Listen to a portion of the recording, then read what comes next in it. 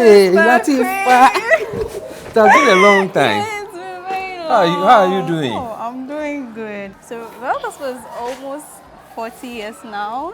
Yeah, I think 85. Yeah. So next year will be 40 years. Oh, wow. That's amazing. We thank God. So, how does it feel? How does it feel when you see students from your school rising up to the ladder, continuing their education, and then pursuing their ambitions? How does it feel? Honestly speaking, I feel great. Why? Because on several occasions, when we meet old students who are able to climb the ladder to the top, there are a lot of things that we talk about, and it has really been an encouraging thing to us as we keep on running the program. Okay. I wanted to know what motivates you? I mean, there are challenges like in raising the school. I know that you face a lot of challenges. There are setbacks from the community, from the students. So what keeps you going? What motivates you to continue? Well, you know, from day one, our vision is to make sure that we give education to all those in this community, since maybe we are the only schools available. And honestly speaking, it has really been a tough time. Looking about the environment, looking at the several challenges that sometimes we face. But one fact goes that we will never give up. Yeah. When we see some of you, we are encouraged that at least there's something good in education. Yeah. Having taught a person reaching to the height, at least it will help us to keep it up. Yeah. So new ones who comes in, at least we give them our very possible best. That's a very big, and I can testify to the never give up factor. I experienced it here when I was in school. So yeah, how important do you think low-fee private schools like Royal Gospel play in the community? What do you think it's a big deal? What do you think is important about having low-fee private schools in our community? You know, each group or each school or each manager has got a vision for the school, and our vision is to give education to those in this community. So when we give the education and at least we see them growing up, I think it's encouraging. But where maybe you keep on giving your best and nobody responds, and they are not taking it out, they are not taking advices and the rest, it's really discouraging. But I thank God that some people like you have taken advice that we've given to them, and till now we are still climbing the ladder. Okay. So I really think something good is coming out. Okay. I mean, what's your dream when it comes to education and then Royal Gospel in specific? Okay. Our dream is that, one, we want to bring education to this community, and at least we are seeing the fruits of it. Like some people like you, that is one aspect.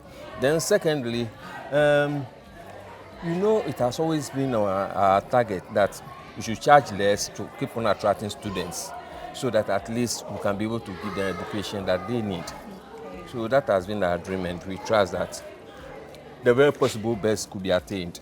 My name is Latifa, and I was here from 2009 to 2017. So I spent from class 1 to JHS 3 here at Royal Gospel, and then I wrote BC in 2017. What are some of the challenges you also face when you are in Royal Gospel?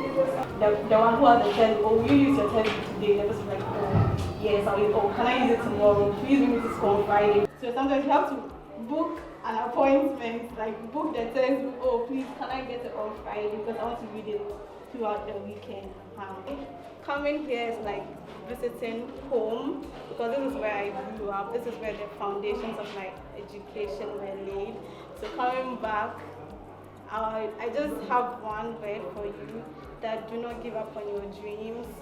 Whoever will tell you that education doesn't have an impact is lying to you. Whatever you are learning, just give it your best, and then there are seeds that you are sowing. So one day you look back and then you'll be happy that you didn't drop out of school. You'll be happy that you gave it your best shot. So nice meeting you all.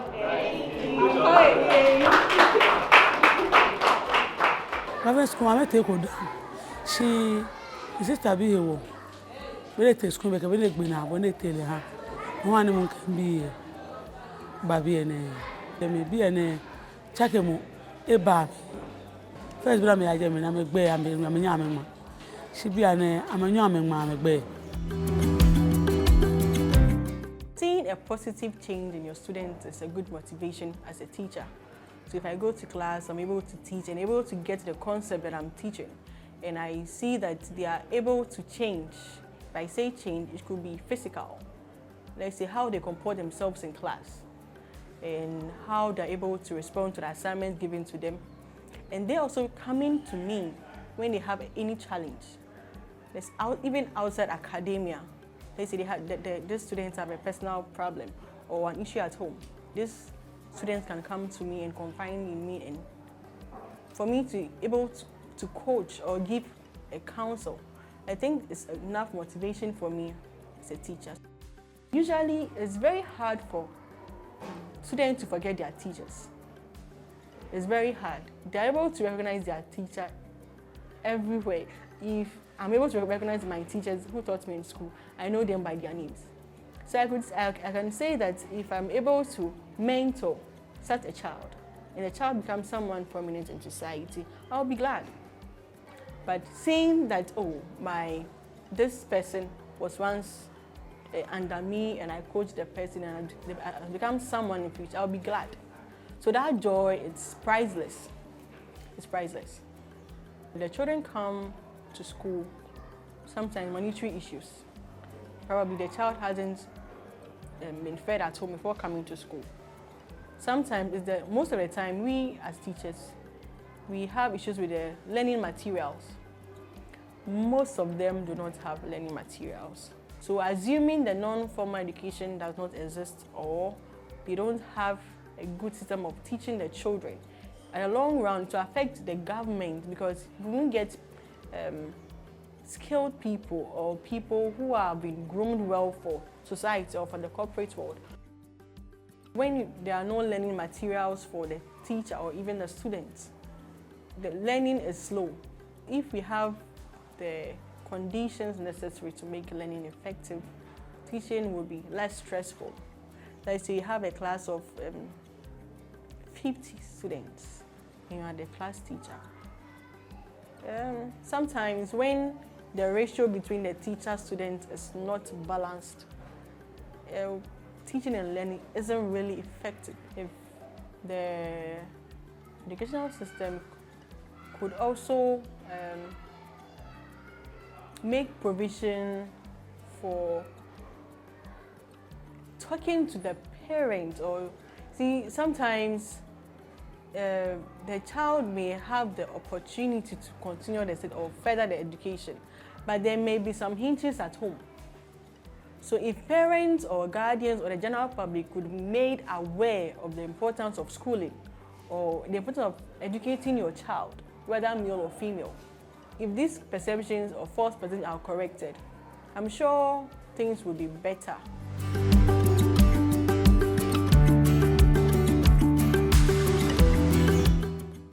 It was so great coming back home, coming to see where the school has gotten to. I feel blessed. I don't regret going to Ragoso because that gave me the foundation of my education, upon which I've built a ladder.